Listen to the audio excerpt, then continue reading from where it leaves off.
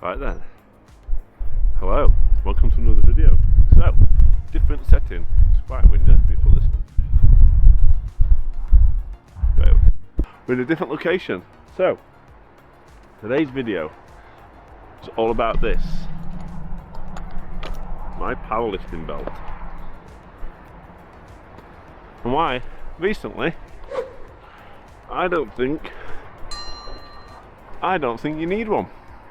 So, yes, very random location, but I didn't want to film this in my office, so we're filming it here. So, questions and the reasons why I now think slightly overrated.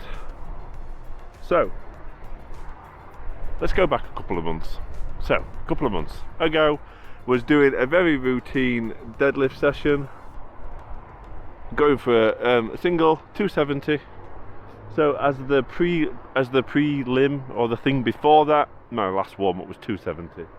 So in the past, only used my belt for the last set, last reps, last set, whatever it happens to be.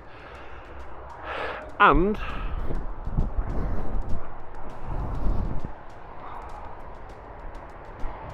it turned out that my last warm-up set was 250 kilo.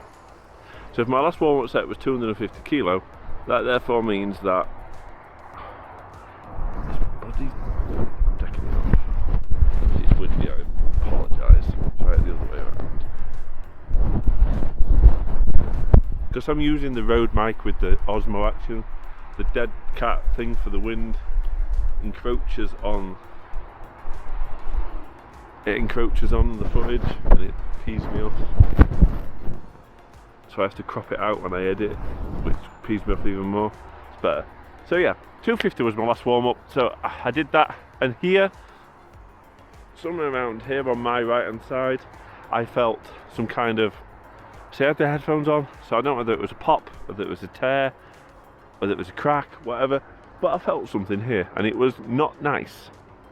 So therefore, when I went for the 270, I didn't actually pull it because I was... Recently, I've done that. I've done 270. So that's the main thing. But it's made me realise about this.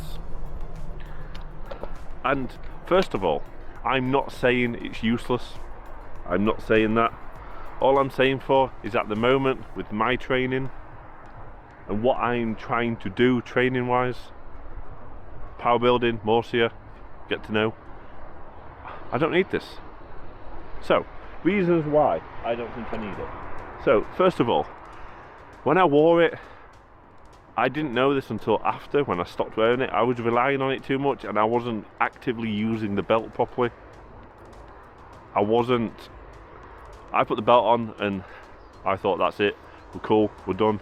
Whereas now, no belt, if you're going to go for a single, you're going to go for a big weight, no belt, you have to activate your core. The core has to be involved, the core has to be working.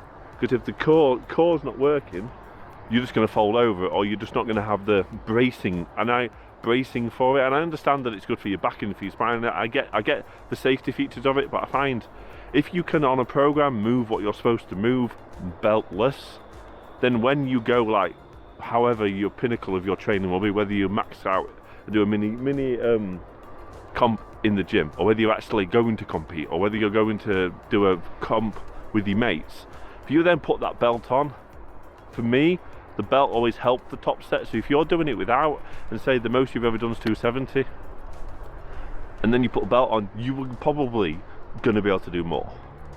Right. So if you're watching this and do you think that I'm starting out in training, do I need a belt? So I'd say no.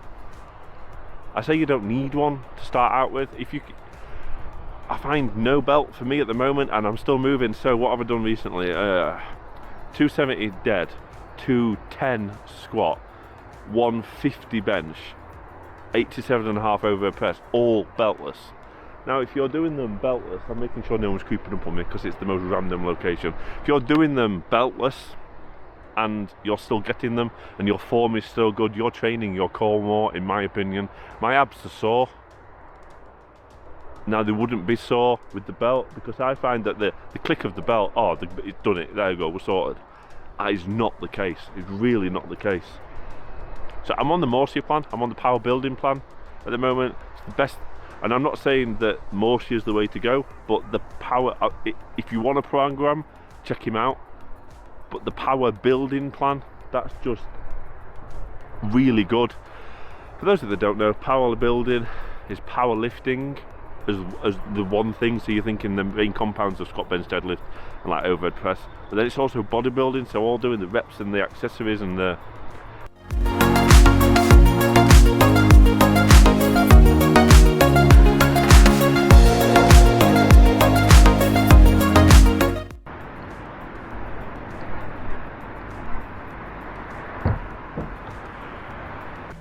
So I find the power building plan is so beneficial, because I find when you get someone else to train you, and I've said this in the past, it makes you do things you wouldn't do, nor less wouldn't think about.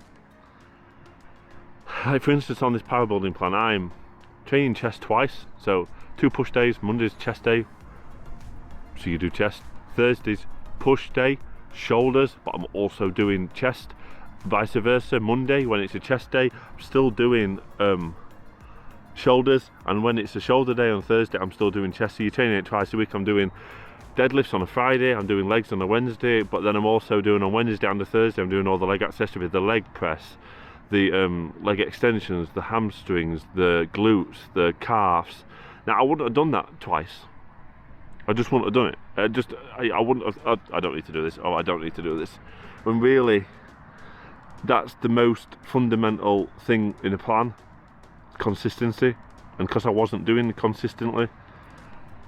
So I haven't used my belt now for, I don't know the exact date, it's over a month. It's going to be pushing up to 2, maybe 3 months since I pulled, or whatever happened in my side, and I've not needed it once.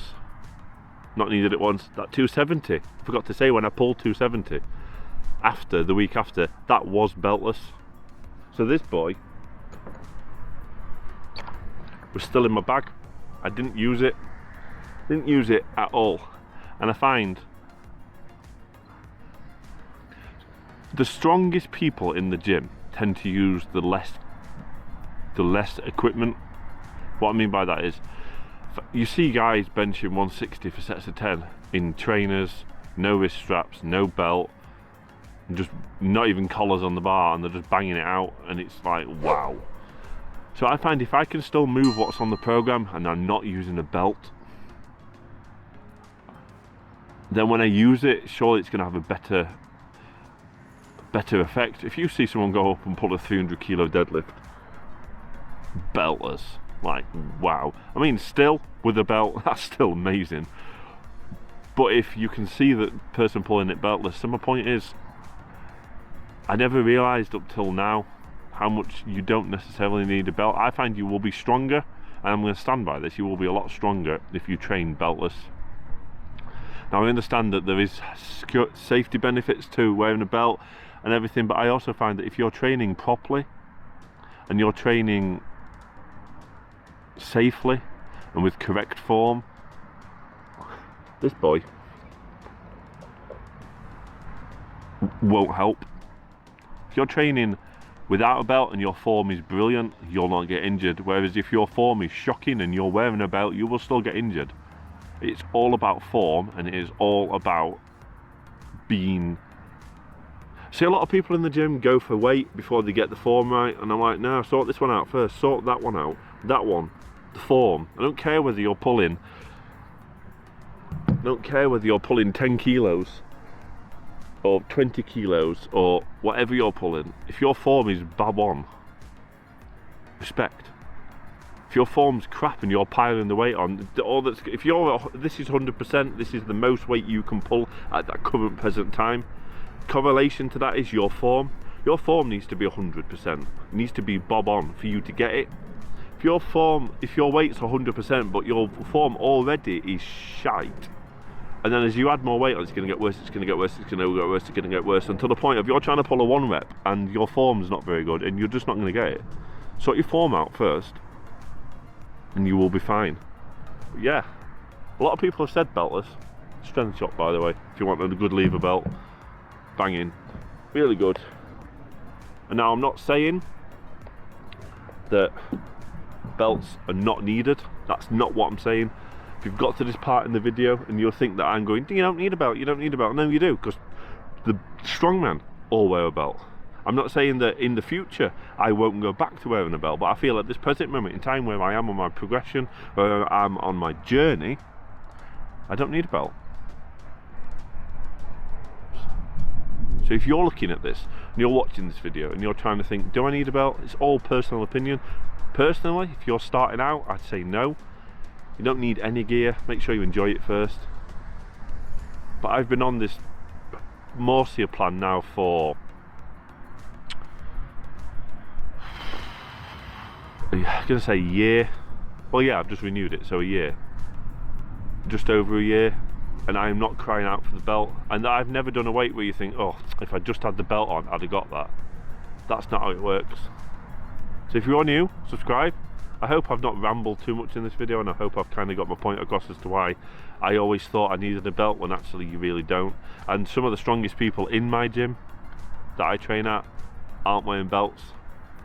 Some of them aren't even wearing straps, wrist straps or anything. It's all personal preference. Now I get safety features of it. I'm not saying